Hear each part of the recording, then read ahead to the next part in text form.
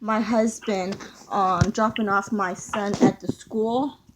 And like I had told them before, I understand that they are trying to protect the other children too, but my son definitely needs to be protected as well, because I'm not sure how much Julie has told you and informed you of what was really going on. Stephanie Allen had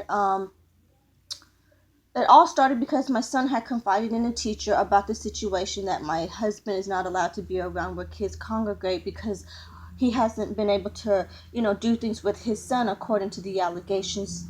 And Stephanie Allen and a prior probation officer, Paul Lively, had gotten DHS involved almost about a year ago, and they had hid the report from us of the allegations of supposedly my husband sexually exploiting my son, who was 3 at the time.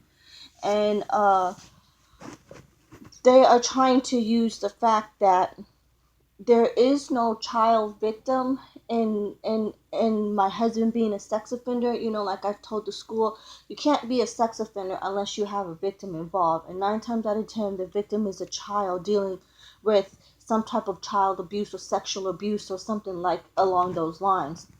Paul Lively at the time had mentioned something to DHS what turned out to be a lie. The DHS had cleared us, and from that point on, it took about 9 to 10 months for us to obtain this report. And we realized that once Paul Lively had got off the case, because my husband had wrote him up, and Stephanie Allen had became his new probation officer, she put in allegations about my husband attending to the school, dropping off our son and stuff like that.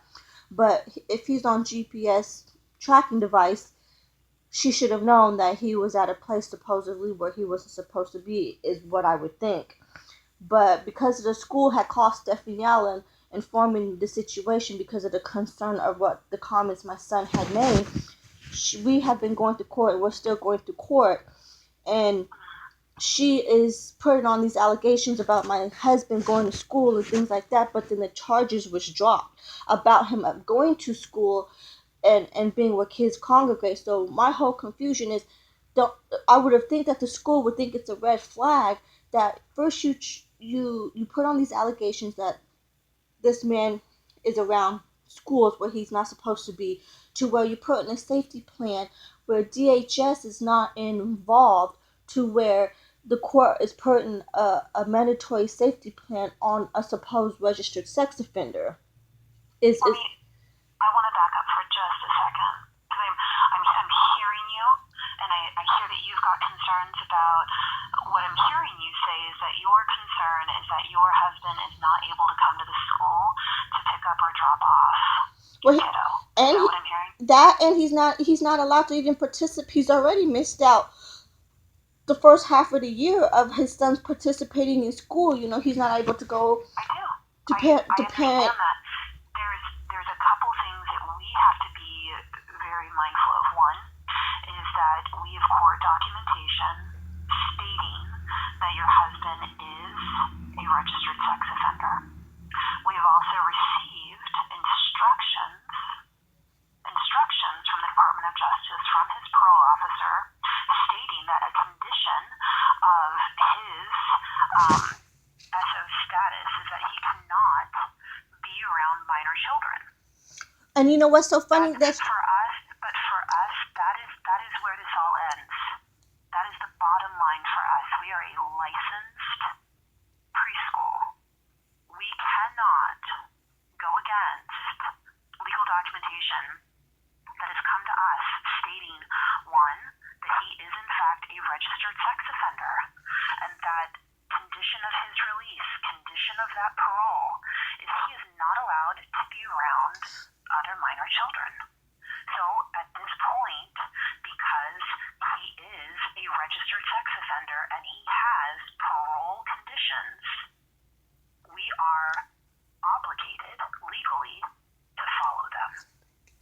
Okay, well, he cannot come to the school. Okay, well, thank you. Then I would like my son to be pulled out of that school permanently, and they won't let me do that. No, of course you can. I've tried. Call your child anytime you want. I've told them that, but I just it's best that my son doesn't. I manage manage all of family services, and then I manage our enrollment, eligibility, selection, recruitment, and attendance team. And so if you are requesting that your kiddo be dropped, we can absolutely do that. We would hate to do that. We don't want to do that. We want to obviously be able to provide services to you and to your kiddo, and there's relationships there. But if that's something you want, this is your right as a parent. Okay, but okay, right, 100%. You just said that because he's a registered sex offender that he cannot come to the school. Then why is there a safety plan involved if he's not allowed to be anywhere near the school? Conditions of his parole state that he cannot be around other minors. The safety plan is a specific plan that was drawn up because he did come to the school and it was not disclosed to us that he was a registered sex offender, which he is obligated to do. That is a condition of his parole. When you're a registered sex offender, you have to, one, register, and two, disclose. And those things did not happen. So his parole officer drew up a very clear plan for our records of what was allowed and not allowed. Well, is there a way that I can meet you and see these records that she sent you saying that he's on parole and that he's a registered sex offender due to his condition? Do you not think that hold on? Do you not think that he's a registered sex offender? I'm trying to understand where the disconnect is. No, I can't. It isn't. I'd rather. It isn't a debate. He's on parole. He has a probation officer. Okay, that's fine. You know what? It's obvious that you guys are working with her, but you know what? Have a good day. It's okay.